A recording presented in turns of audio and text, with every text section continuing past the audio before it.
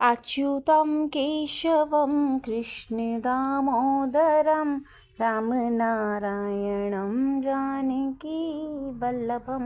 अच्युतं केशवं कृष्णदामोदरं रामनारायणं जानकीवल्लभम्।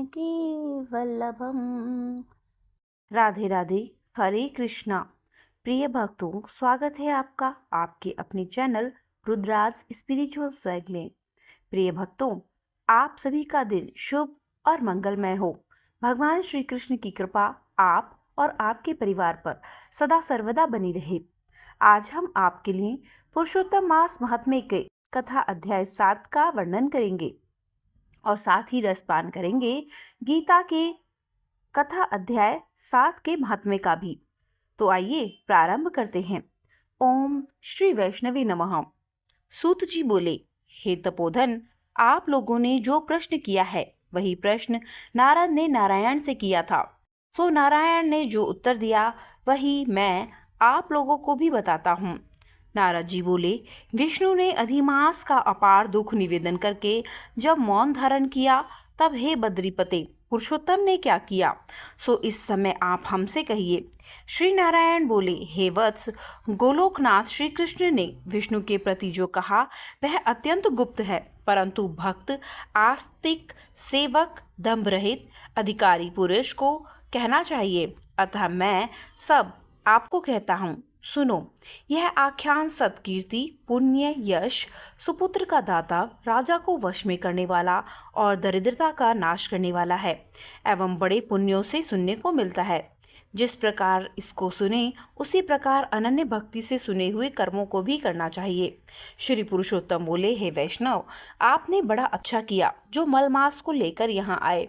इससे आप लोक में कीर्ति पाएंगे। आपने जिसका उद्धार स्वीकार किया उसको हमने ही स्वीकार किया, ऐसा समझें। अतः इसको हम अपने समान सर्वोपरि करेंगे। गुणों से, कीर्ति के अनुभव से, षड ऐश्वर्य से, पराक्रम से, भक्तों को वर देने से और जो भी मेरे गुण हैं उनसे मैं पुरुषोत्तम जैसे लोक में प्रसिद्ध हूँ। वैसे ही यह मलमास भी लोकों में पुरुषोत्तम करके प्रसिद्ध होगा। मेरे में जितने गुण हैं वे सब आज से मैंने इसे दे दिए। पुरुषोत्तम जो मेरा नाम लोक तथा वेद में प्रसिद्ध है, वह भी आपकी प्रसन्नता का अर्थ आज मैंने इसे दे दिया। हे मधुसूदन, आज से मैं इस अधिमास का स्वामी भी हुआ। इसके पुरुषोत्तम इस नाम से सब जगत पवित्र होगा। मेरी समानता पाकर यह अधिमास सब मासों का राजा होगा। यह अधिमास जगत पूज्य एवं जगत से वंदना करवाने की योग्य होगा। इसकी पूजा और व्रत जो भी करेगा उसकी दुख दरिद्रता का नाश होगा। चैत्र आदि सब मास सकाम हैं। इसको हमने निष्काम किया है। इसको हमने अपने समान समस्त प्राणियों को मोक्ष देने वाला बनाया है। जो प्राणी सकाम अथवा निष्काम होकर अधिमास का पूजन करेगा वह अपने सब कर्मों को भस्म कर मुझे निश्चय ही प्राप्त होगा। जिस परम पद की प्राप्ति के लिए बड़े भाग्य वाले यति ब्रह्मचारी लोग तप करते हैं और महात्मा लोग निराहार व्रत करते हैं एवं दृढ़ व्रत लोग फल, पत्ता, वायु भक्षण करते रहते हैं, काम क्रोध रहित जितेंद्रिय रहते हैं और वर्षा काल में मैदान में रहने वाले, जाड़े में शीत, गर्मी में धूप सहन करने वाले मेरे पद के लिए यत्न करते हैं।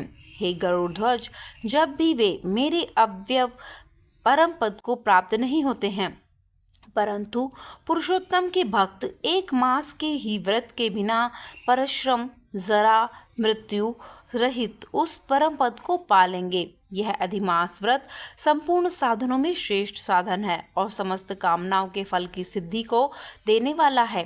अतः इस पुरुषोत्तम मास का व्रत सबको करना चाहिए। हल के खेत में बोए हुए बीज जैसे करोड़ों गुना बढ़ते हैं, वैसे ही मेरे पुरुषोत्तम मास में किया हुआ पुण्य करोड़ों गुना अधिक होता है। कोई चातुर्मास आदि यज्ञ करने से स्वर्ग में जाते हैं, वह भी भोगों को भोग कर पृथ्वी पर आते हैं। परंतु जो पुरुष आदर से विधि पूर्वक अधिमास का व्रत करता है, वह अपने समस्त कुल का उद्धार कर मेरे में मिल जाता है। इसमें कोई भी संशय नहीं है। मुझे प्राप्त होकर प्राणी पुनः जन्म मृत्यु भय से युक्त आदि व्याधि और जरा से ग्रस्त संसार में फिर नहीं आता, जहाँ जाकर फिर पतन नहीं होता, सो मेरा परम धाम है। ऐसा जो वेदों का वचन है परम सत्य है, असत्य कैसे हो सकता है। यह अधिमास और इसका स्वामी मैं ही हूँ और मैंने ही इसे बनाया है। और पुरुषोत्तम, यह जो मेरा नाम है सो भी मैंने इसे दे दिया है। अतः इसके भक्तों की मुझे दिन रात चिंता बनी रहती है। उसके भक्तों की मनः कामनाओं को मुझे ही पूर्ण करना पड़ता है। कभी कभी मेरे भक्तों का अपराध भी गणना में आ जाता है, परंतु पुरुषोत्तम मास के भक्तों का अपराध मैं कभी नहीं गिनता। हे विष्णु, मेरी आराधना से मेरे भक्तों की आराधना करना मुझे प्रिय है।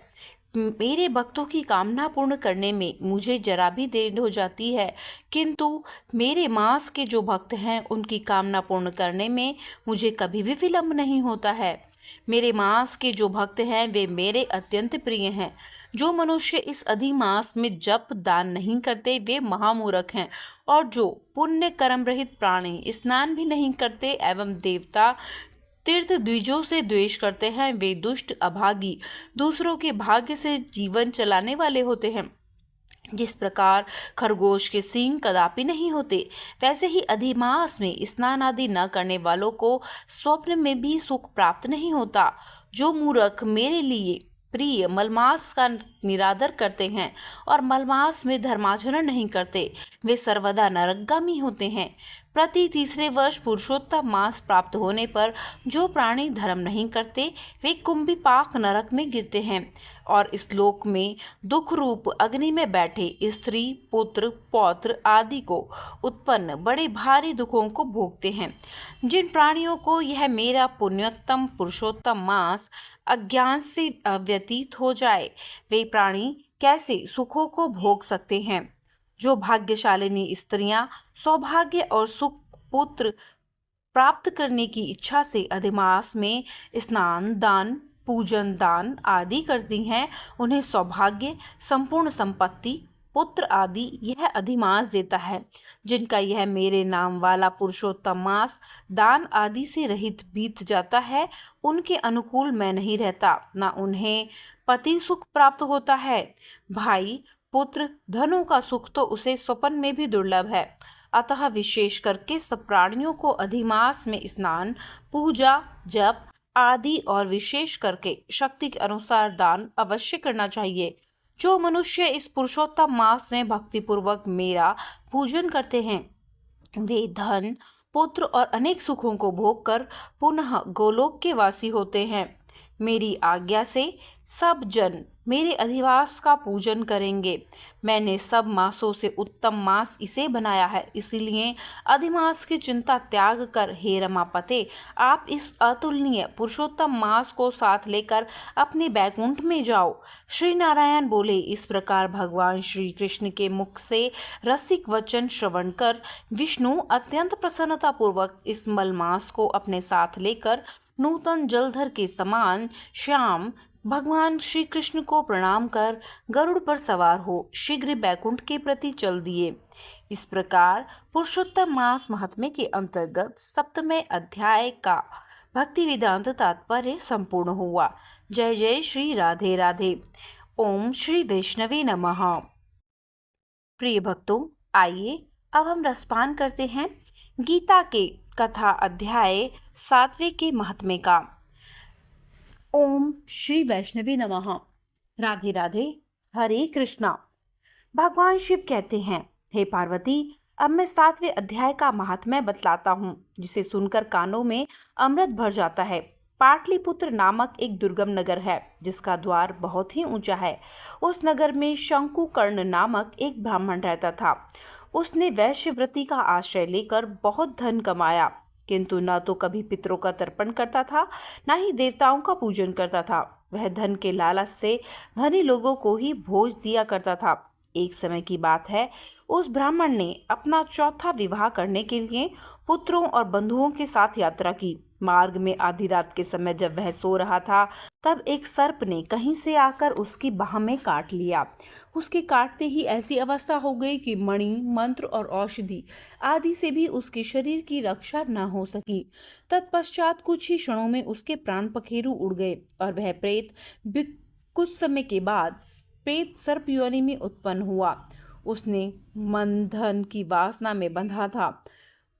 उसने पूर्व वृतांत को स्मरण करके सोचा, मैंने घर के बाहर करोड़ों की संख्या में जो अपना धन गाड़ रखा था, उससे इन पुत्रों से वंचित करके स्वयं ही उसकी रक्षा करूंगा। सांप की योनि से पीड़ित होकर पिता ने एक दिन स्वप्न में अपने पुत्रों के समक्ष आकर अपना मनोभाव बताया। तब उसके पुत्रों ने सवेरे उठकर बड़े विस्मय के साथ एक दूसरे से स्वप्न की बातें कहीं। उनमें से मंजुला पुत्र कुदाल हाथ में लिए घर से निकला, जहां उसके पिता सर्प योनि धारण करके रहते थे। उस स्थान पर गया। यद्यपि उसे धन के स्थान का ठीक ठीक पता नहीं था, तो भी उसके चिन्हों से उसका ठीक निश्चय कर लिया और लोभ बुद्धि से वहां पहुंचकर बिल को खोदना प्रारंभ किया। तभी एक बड़ा भयानक सांप प्रकट हुआ और बोला, अरे मूर्ख, तू कौन है? किस लिए आया है? और यह बिल क्यों खोद रहा है? तुझे किसने भेजा है? पुत्र बोला, मैं आपका पुत्र हूँ, मेरा नाम शिव है। मैं रात्रि में देखे हुए स्वप्न से विस्मित होकर यहाँ का धन लेने के लिए आया हूँ। पिता बोला, यदि तू मेरा पित्र है तो शीघ्र ही बंधन से मुक्त कर मुझे। मैं अपने पूर्व जन्म के गाड़े हुए धन के लिए ही सर्प योनि में उत्पन्न हुआ हूँ। पुत्र बोला, पिताजी, आपकी मुक्ति कैसे होगी? इसका उपाय मुझे बताइए, क्योंकि मैं इस रात में सब लोगों को छोड़कर आपके पास आया हूँ। पिता बोला, बेटा, गीता के अमृत रूपी सप्तम अध्याय को छोड़कर मुझे मुक्त करने में तीर्थ, दान, तप और यज्ञ भी समर्थ नहीं है।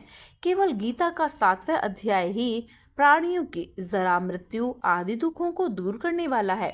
पुत्र, मेरे श्राद्ध के दिन गीता के सप्तम अध्याय का पाठ करने वाले ब्राह्मण को श्रद्धापूर्वक भोजन कराओ। इससे निस्संदेह ही मेरी मुक्ति हो जाएगी। वत्स, अपनी शक्ति के अनुसार पूर्ण श्रद्धा के साथ वेद विद्या में प्रवीण अन्य ब्राह्मणों को भोजन कराना।